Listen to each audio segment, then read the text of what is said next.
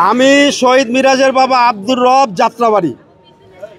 আজকে এসেছি জীবনের ঝুঁকি নিয়ে। আপনারা দেখেছেন এখনও হাসিনা শান্ত হন নাই, আরও জীবন চাচ্ছেন উনি। তাই আমি আপনাদের মাধ্যমে দেশবাসীর দোয়া, দেশবাসীর কামনা, রাষ্ট্রের কাছে দোয়া চাচ্ছি আগামীতে সুন্দর একটা রাষ্ট্র যাতে আমরা পাই, আর যাতে কোনো মার বুক খালি না হয়, আর যাতে কোনো বাবা তার সন্তানকে হারিতে না হয়, আর যাতে কোনো মাফিয়া সরকার যাতে না হয়। দেশের জনগণের জন্য কাজ করবেন। দেশ করবেন কাদের জন্য? দেশের জনগণের জন্য।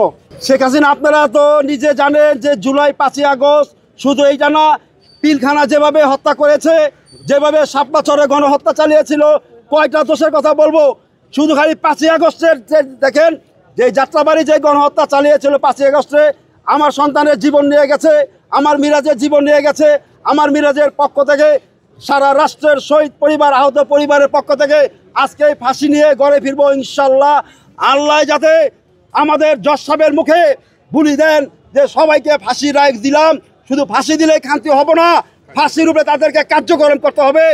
আগামীতে যাতে পার্লামেন্টে যাবেন, সেই পার্লামেন্টে শহীদ যোদ্ধাদের 5ই আগস্টের রক্ত নিয়ে ধারণ করে সবাই এক ছাদের নিচে এসে এই আইনটা যাতে ঘোষণা করে, শক্ত করে তাদেরকে খুঁজে খুঁজে এনে রাষ্ট্রকে দেখা দেন, বই বিশ্বকে দেখা দেন যে আমরা আইন নিয়ে চলি, আইনকে শ্রদ্ধা করি। আমাদের আইনটা যদি আইনের জনতার উপরে থাকতো তাহলে আজকে আমাদের এই পরিস্থিতি দেখতে হতো না।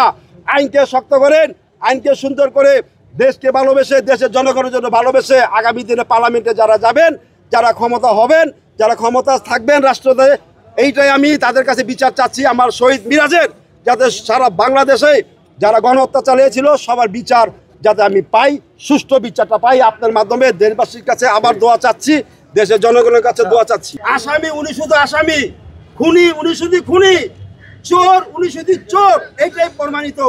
এবং বাংলাদেশে যে প্রান্তে থাকুক, আমি মনে করি সম্ভব। আইন আমাদের বাংলাদেশে আছে, সারা বিশ্বে বাংলাদেশে আইন আছে। সবাইকে নিয়ে এই মাফিয়া হাসিনার দাঙ্গা বাহিনীর যারা আছেন, গুন্ডা পান্ডা, সবাইকে গ্রেপ্তার করে বাংলার মাটিতে এনে তাদেরকে বিচারে কাঠগড়াদারকে দেশের জনগণকে দেখানো দরকার। আর যাতে কোনো মাফিয়া বাংলাদেশের জনগণ এইভাবে গুলি করতে না পারে, তৈরি না হতে পারে।